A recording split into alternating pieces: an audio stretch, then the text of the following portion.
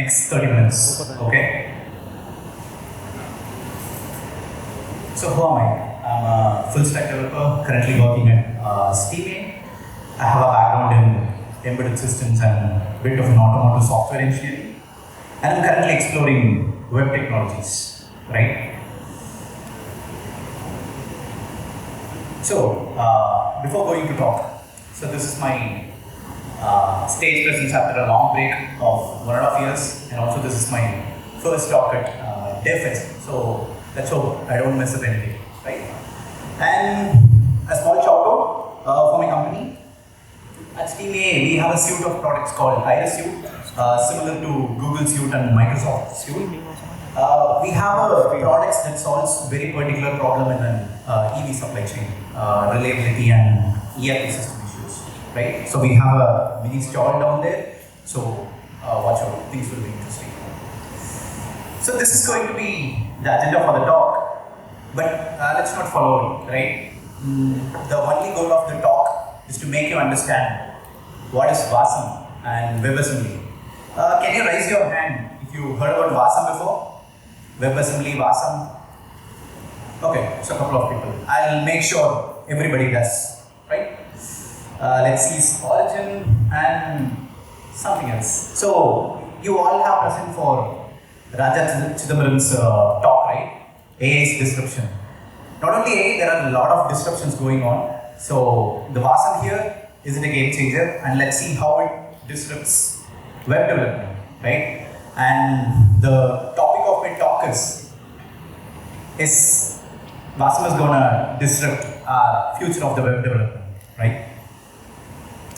Let's start with the trivia. What do you think, which is the programming language that is both loved and hated of all time? What it might be? Java? C++? I think you personally hate it. Okay, fine. Not an issue. Yeah, it's JavaScript, right? Some people may find it contradictory, but I have points to convince you. I love JavaScript personally because it is currently paying my bills for everything, and I also love it because it is everywhere, right? I don't have to go for any other language to try new domain. If I need backend, I need frontend, need mobile, blockchain, 3D modeling, what else? You have millions of libraries already there and millions more coming daily, right? The reason I hate it because of, pay attention to this.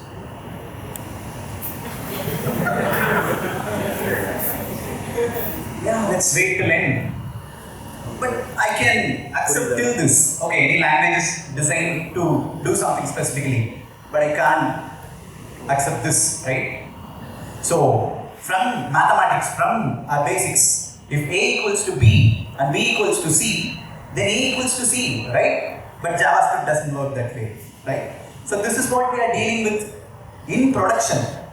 You may argue, okay, we already have TypeScript and blah blah blah and everything.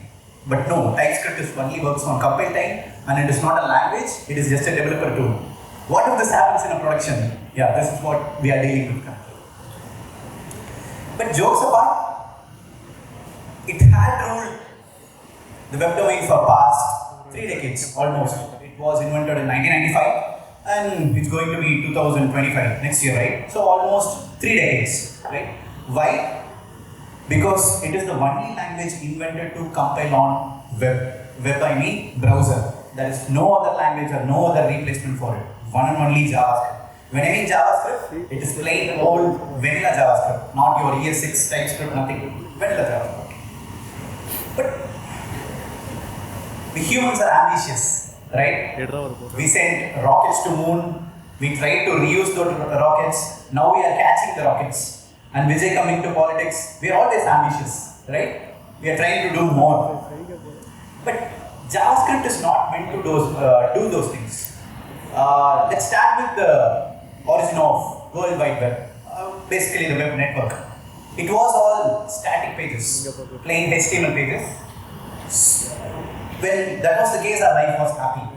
Then we brought in a bit of CSS styles and animations. Okay, Still it is. And then we brought JavaScript just for basic interactions, right? Just to listen to actions, on click, on mouse over kind of things. But we have pushed JavaScript so much that it becomes a nightmare. It is literally called as a tech debt. So what is a tech debt? Consider it as a code base which is only focused on speed and not taking care of quality, right? We are not able to refactor the JavaScript, so we try to brought in a different flavors of JavaScript, like ES6, ES7, ES8. Every year there is an ES, right? Because JavaScript backward compatible panna mudiyadhu. Pannuna the whole web will be down. So we are building up on the top of it. So we are keep on building up on the top of it. These things happen. These things are not meant to done by JavaScript. Let's consider AI apps. It is meant for languages like C++, C#, and bit of a Python, right? But in the problem, these things has to be run on browser. So this is a cat and mouse game. JavaScript only runs on browser, but JavaScript has to do those things. But these things are not supported by JavaScript. So, C and C++ are meant to do these things, but these things doesn't run on JavaScript. So people started doing something called as transpilation. So transpilation is a process similar to compilation, but not converting into binary. It is a process of converting source code of one language into another. Have any of you done transpilation before? Oh, you are done. From which language to which language? Java to Python. Okay. Have any of you used ES6? Any of you used TypeScript? Yeah, then you're literally doing a process called as a transpilation. In ES6, you might be using something Babel, right? Babel is a kind of transpiler. It converts ES6 JavaScript to vanilla JavaScript. So it can run on browser. So literally everybody is doing transpilation if you are using JS. Creators of JS saw this as a problem because JavaScript is meant as a programming language, not a compilation target, right? So there is a birth of assembly.js. So what is an assembly.js? It is a small optimized version of JavaScript, and disclaimer, it is still a JavaScript, but a subset, an optimized version, okay? So people started compiling it to assembly.js and then running it on browser. Everyone's life was happy.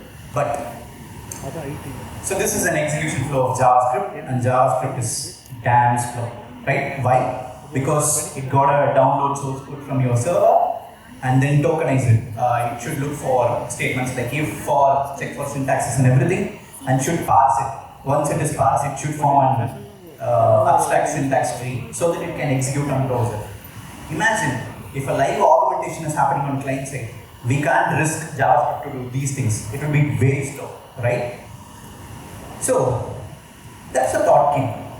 What if we just could compile code for a browser instead of interpreting or instead of parsing, running, executing each and every time? What if we could just compile it like C or compile it like Java and make it as a bytecode? So that is WebAssembly, right? And the name is like every other software terms. The name is pretty bad. It is not an assembly language for web, if you thought, right? So what is it? It is a set of instructions for a compilation target. And instructions you might know, the compilation targets are like, you might came across these words like ARM64, ARC64, and Windows 86, 64 family. So these are instruction sets and compilation targets. And to be precise, if you go to VS Code download page, you might see like there are a lot of builds for the same VS Code code. GitHub la one source code da irukku, VS Code irukku. But they were built for different platforms. Ena Windows la one architecture la work agudhu, Mac M1 la work agudhu. So those are called compilation targets, right? Let's understand WASM, how it works. So ஒரு 2 mark question definition மாதிரி சொல்றேன், but let's really understand why it is and how it works, right? Before understanding WASM, you should understand the evolution of programming language. So people were using programming language like literally this. So if you see like this, there will be set of switches you should on and off the switches. So on is like high, off is like low. High is 1, low is 0. So the electricity is actually converted into 0 and 1s, binaries. So first computer it's happened to be running on this in the hall allow or a computer in the hall allow. Go and look at the picture in the Chrome. But imagine like building an Instagram with this. You can't understand anything, you can't debug anything, right? Then we brought into a concept of assembly language, like, and it was pretty good. Load Y, load X, loop, jump. It was easy, but as humans are improvising, we need to improvise the way we work and speed we work, right? So then we invented the high-level language like C, C++, whatever, right? Assembly language turned into this. Code that is an equivalent of this code. It just checks the overflow condition. So you can read it in plain English, right? Then we literally converted our high-level English programming language to zeros and ones, right? And in the binary, if you put it in a chipset, your life was happy. In the binary chipset, it is done. But in your issue, there are millions of chipsets. One chipset work agadu, innonnu work agadu. For example, difference between 32-bit integer and 64-bit integer. 32-bit 64 kulla pogum, but 64 32 kulla pogadu, kind of thing, right? So whenever we have these kinds of problem, right, in any software, web, mobile, everything, we introduce a concept called as an interface. Like consider like an UPI for a bank. UPI is an interface. They would implement over bank they would implementation is up to them, right? So that interface here is called as a virtual machines, VMs literally. Virtual machines are as the name implies, it is not a hardware, it is just a software abstraction layer above the chipsets. So it will work like this, right? So you write a programming and it will convert it into a bytecode, compilated code, and it will run on the top of VMs. VMs will understand what the system is. So you no longer care about the code and chipset. VM will take care of it. How many of you used Java? At least used Java. So you people know JVMs, right? Java virtual machines. Compile it once and run it everywhere. That is literally this. Over time, compile panita, consider it is like JVM sitting on the top of any machine in the world. It can compile your code. So that is virtual machines. Am I going too fast? Is it fine? Cool? Thank you. So this is for chipsets. If the same thing is happening for browsers, it is WASM. Now you understand it, right? So chipsets in here. If it is happening for browsers, then the WASM concept sits upon the top of the VMs and it will execute whatever code you give. So what does it mean?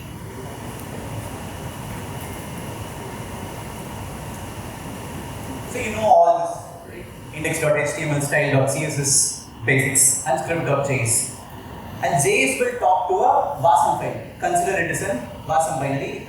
If possible, I'll show you a demo, compile a code for web. Consider WASM as like a set of modules or set of functions, right? This is an add function here, and you don't have to write this by hand. I'll show you how this is get generated. You simply import it inside JavaScript and you run it.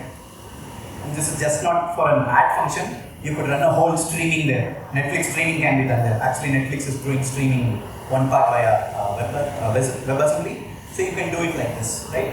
And this code will talk with VMs sitting on the top of V8 engine on Chrome or any other browsers, right?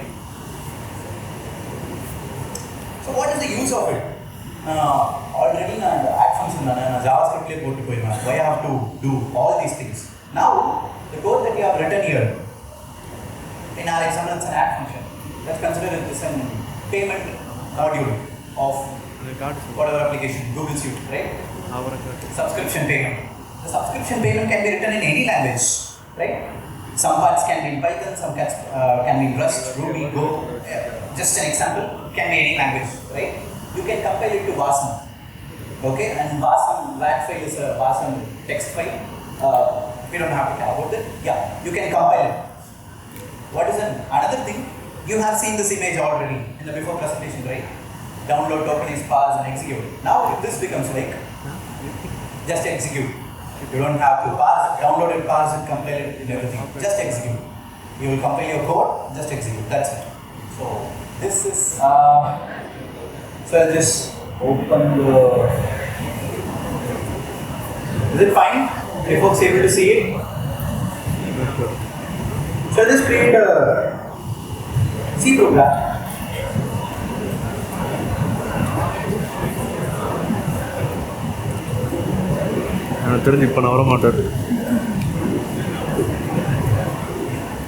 Yeah, AI took my job already.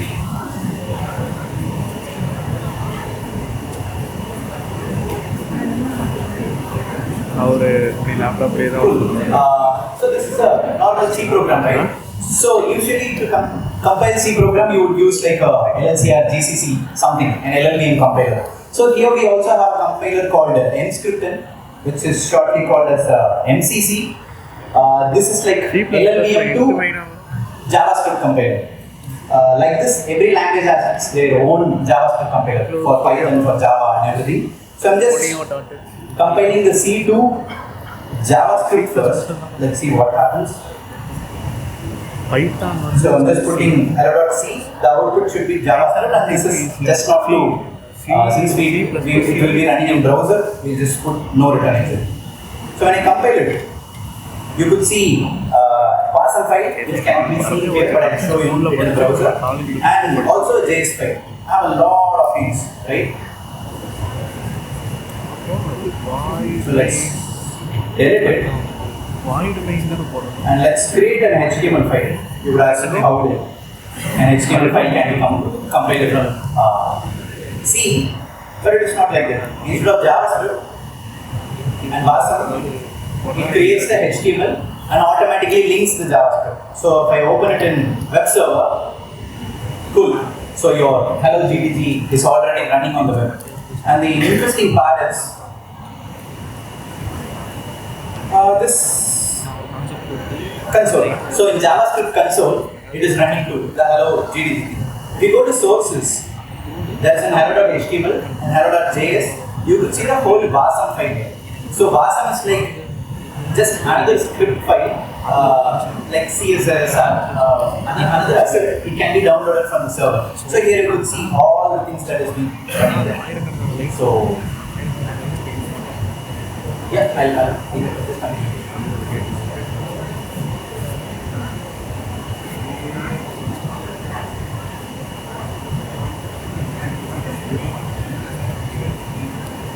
So you have seen the code, right? So similarly, you will have a WebAssembly.instantiate, and the main program will be imported to it, and it is just compiling it to index.html. So is WASM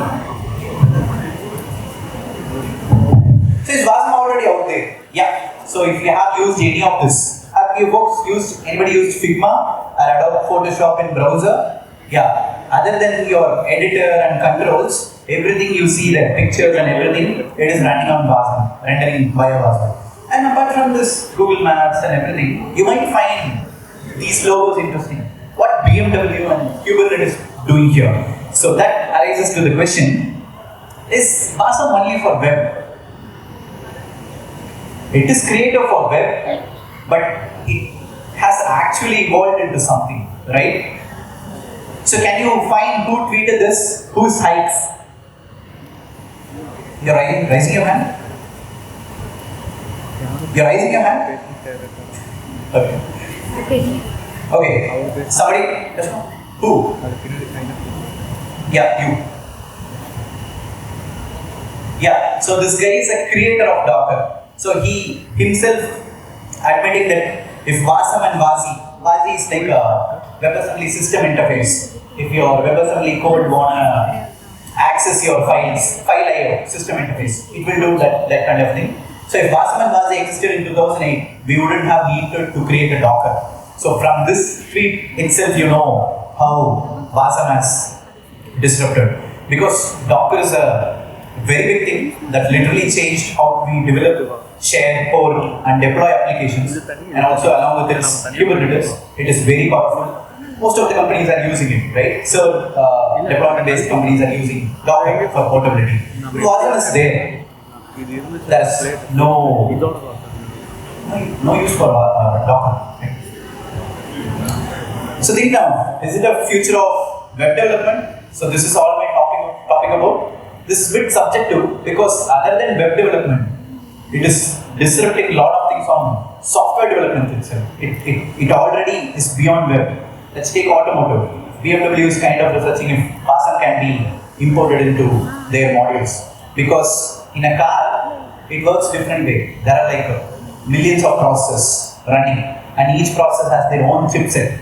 If they're able to combine WASM and run it on every chipset, a car, for deploying a car, it almost takes like 7 years with all the I'm talking about software defined vehicle, with the hardware, software testing and everything.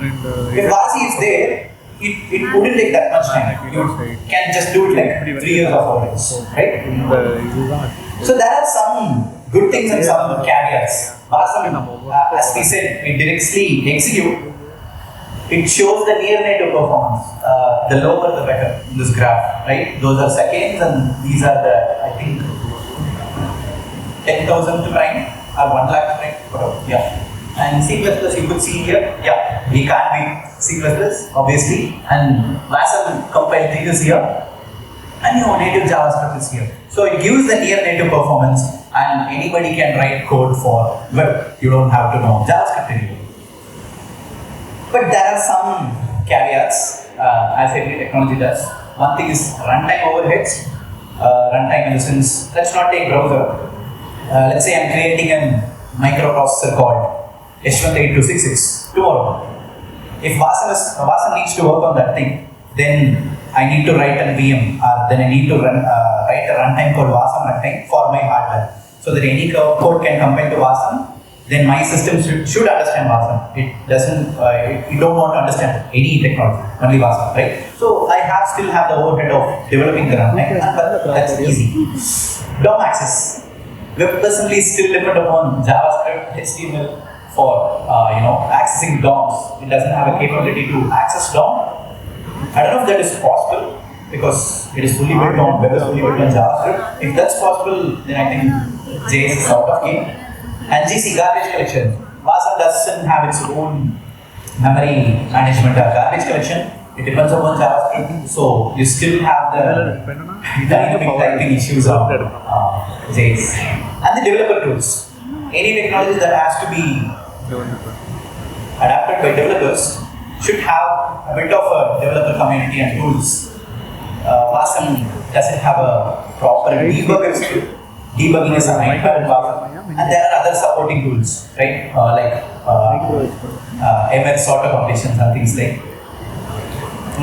So, yeah, I think I'm done. Ready? Do you have any questions or not? How many of us understand what is WASM? Okay, that's a win-win. Some of us know. If you have any questions, yeah, please reach out to me. I'll be here. And thank you all.